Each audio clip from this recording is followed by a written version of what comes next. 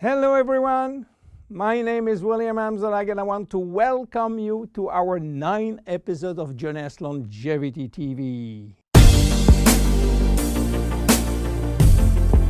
Jeunesse, we are redefining youth.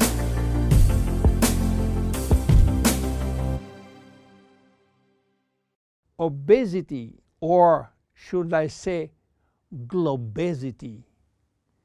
Today, obesity is a worldwide epidemic disease. There is an outrageous eruption of a worldwide obesity even in the countries where not so long ago famine was the #1 health issue. The fatness of the world is changing rapidly, and this is very disturbing because it's going out of proportion and nobody can get any control of this new epidemic. Many children become obese and then become obese adults. The diseases associated with obesity, such as heart disease, cancer, and especially diabetes, will explode. That will mean a lot of sick people all over the world. The cost in terms of death, diseases, and money spending is just astronomical. Think about today, there is in the world about 3 billion people overweight and 800 million real obese. The cost of obesity in the United States is about 150 billion per year, which is 10% of the total US medical cost. So what is the difference between overweight and obese?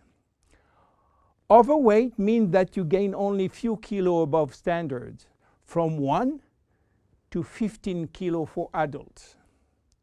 Above this threshold, you're considered as obese. If you wish to get more detailed information, then you have to calculate your BMI, which means your body mass index, by using the following formula: your weight in kilo divided by your height in square meters. If your BMI shows score under 18.5 per square meter, it means that you need to gain weight. You are underweight. If it is between 18.5 and 25, you are in normal standard. Between 25 and 30, you are overweight, and above 30, you are qualified for obesity. Note that BMI is a standard tool which do not apply in extremes like very tall people or very small people, and also should be adapted to children. Why people become obese? It is very simple in theory, but become more complicated when we reach fat metabolism. We are gaining weight or fat when we eat more than we spend in terms of calorie, or when we spend less than we eat in terms of calorie. So how do we get energy?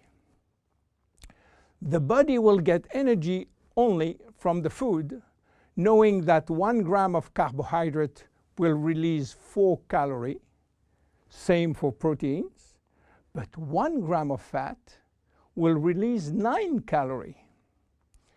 So all depend on how much you eat and what kind of food you eat. If the food is rich in fat or in protein or in sugars. Now, how do we spend energy? There are 3 ways to spend energy. The first one is what we call basal metabolism, which is the necessary energy required to get our body working and all our million of chemical reaction working and working properly. This requires approximately 1 calorie per kilo and per hour. So if you weigh 60 kilo, you will spend in 24 hours 60 multiplied by 24 equal 1,440 calories per day. And this is good news because you have no control on that.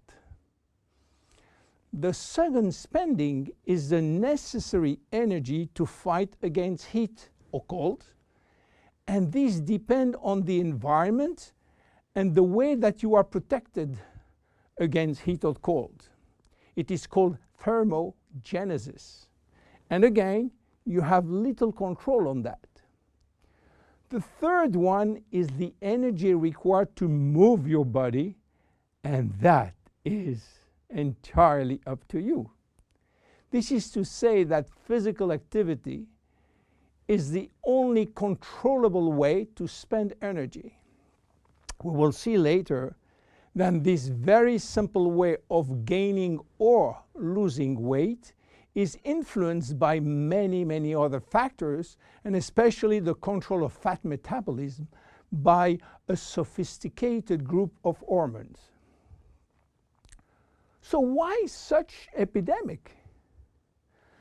To understand, we have to go back 20,000 years ago. As surprising that it can be, our genes have not changed for the last 20,000 years. At this time, life for humans was quite difficult. In fact, life was based on food availability, and food was really available only during spring and summer.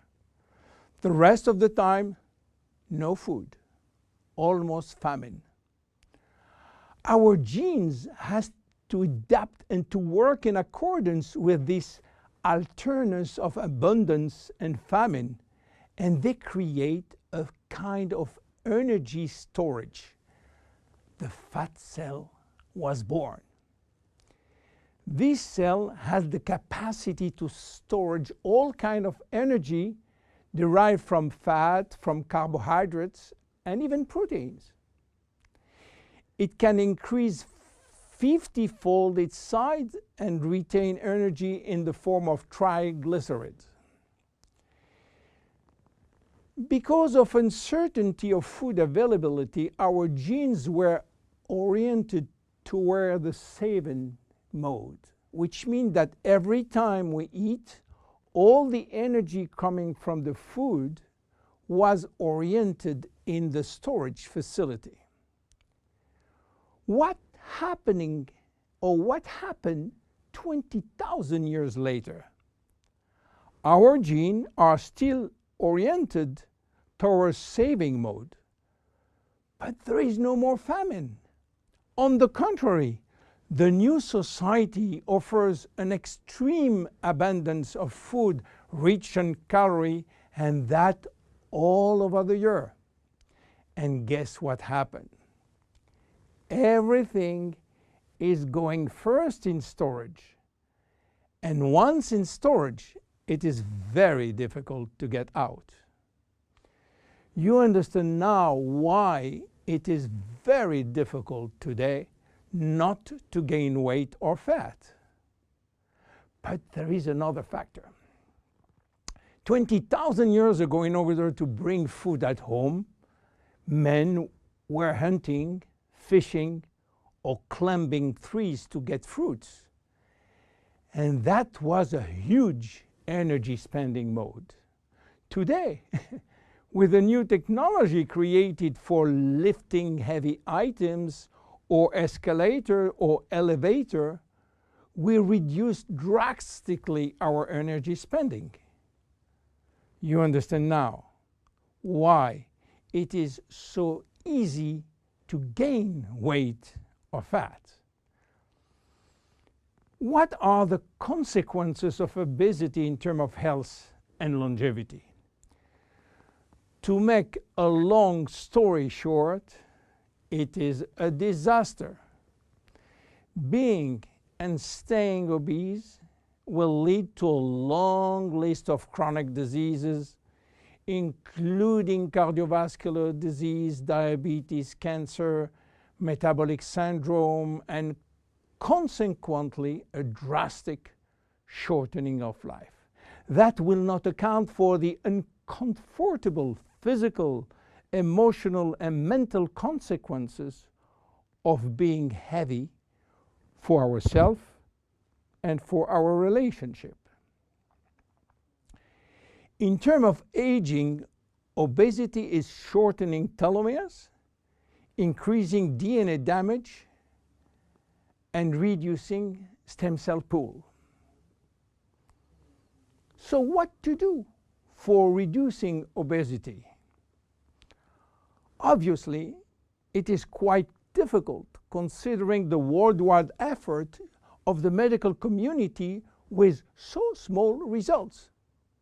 Health authorities are repeatedly organizing campaigns to inform people about the consequences of eating too much sugar or fat or the lack of exercise. But the food industry until now do not help and still putting on the market food rich in bad sugar and bad fat. The first step is to be convinced that improving your lifestyle, which means improving your nutrition, your physical activity, managing your stress and your emotion, in order to stop impulsive eating, will be a very good action to preserve your life and your longevity. The second step will be to use specific food supplements to help managing your fat metabolism and rebuild the muscles that you lose when lacking exercise.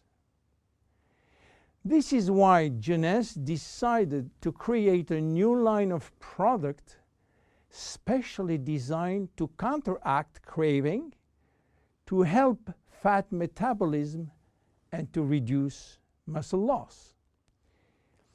Be with us in our next episode dedicated to the Zen body line. My name is William Amzalag, and I will see you on our next episode. Thank you.